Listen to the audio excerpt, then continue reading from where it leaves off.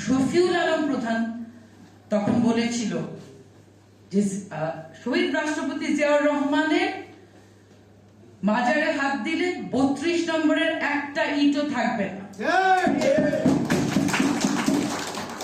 জুলাই আগস্টের আন্দোলন, এক শেখ হাসিনা, আওয়ামী লীগ একদিকে, বাকি সবাই একদিকে। এখন কি অবস্থানটা ওরকম আছে নাকি এখন একটু আমাদের ঐক্যে ব্যাপারে অন্যরকম কিছু হচ্ছে? এত সাহস ওনারা কিভাবে পাচ্ছে? অবশ্যই আমরা হুঁশিয়ারি করি, আমরা আওয়ামী লীগের রাজনীতি আর দেখতে চাই না। অবশ্যই আমরা বলবো নিষিদ্ধ করতে হবে। আমি আগেও একটা মিটিং এ বলেছি, বাংলার মাটিতে আমি আওয়ামী লীগের রাজনীতি আর দেখতে চাই না, আর ধর্ষণের রাজনীতি, দুর্নীতি রাজনীতি দেখতে চাই না। কিন্তু সাথে সাথে এটাও আমাদের মনে রাখতে হবে, আওয়ামী লীগও যেন মাথা চাড়া দিয়ে না উঠতে পারে। এবং আমাদের যুবজাগর সভাপতি বলছিল যে যারা এখন নির্বাচন বা অন্য কোন সুবিধার কারণে আওয়ামী লীগকে তেল দিচ্ছে, তাদেরকেও মনে রাখতে হবে ১৭ বছরে আপনারা কিন্তু পারেননি একা আওয়ামী লীগকে সরাতে। এই বিষয়গুলো খুব লক্ষ্য করতে হবে এবং এখানে যদি যে কোনো ষড়যন্ত্র হয় সেটা প্রতিহত করতে হবে। আমাদের ছাত্রদের রক্ত আমরা বৃথা যেতে দেব না। আমাদের নেতা কর্মীর রক্ত, এই যে এত বছর ধরে গুম খুন, যারা অত্যাচারের শিকার হয়েছে, তাদের কারো রক্ত আমরা বৃথা যেতে দেব না। তবে এটাও বলতে হবে, অন্তর্বর্তীকালীন সরকারকে আমরা বারবার বলেছি যে আমরা সংস্কারের জন্য প্রয়োজনের সময় অবশ্যই দিব, কিন্তু সেই সংস্কারটা দৃঢ় চিত্তে এবং শক্ত হাতে করতে হবে।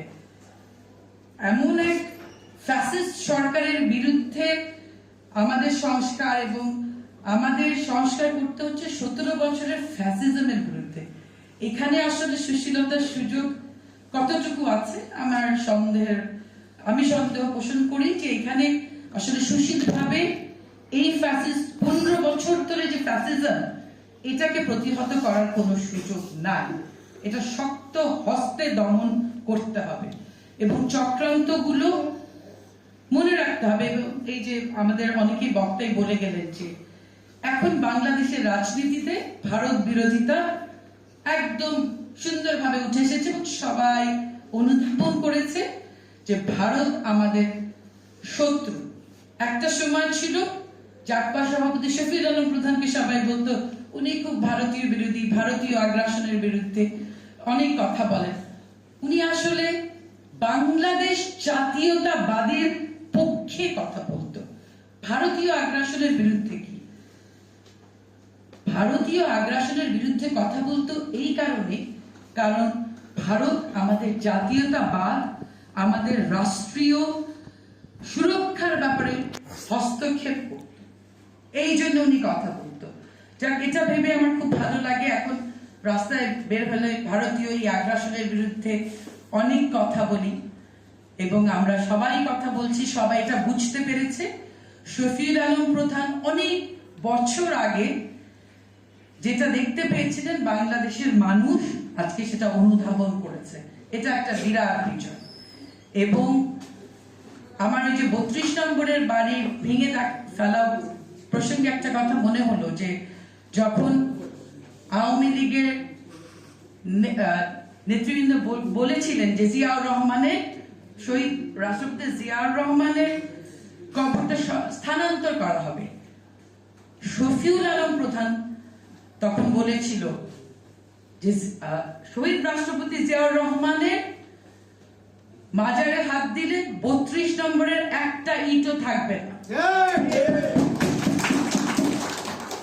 ভাগ্যের কি নির্মম পরিহাস!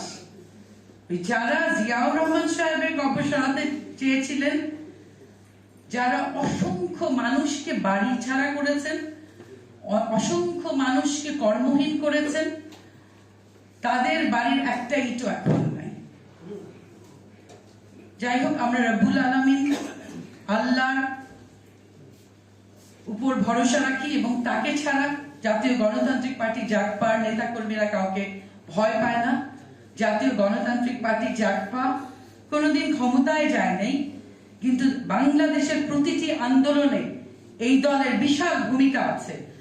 বাংলাদেশের দুর্যোগকালীন সময়ে এমন কোন সময় যখন এই দল কথা বলেন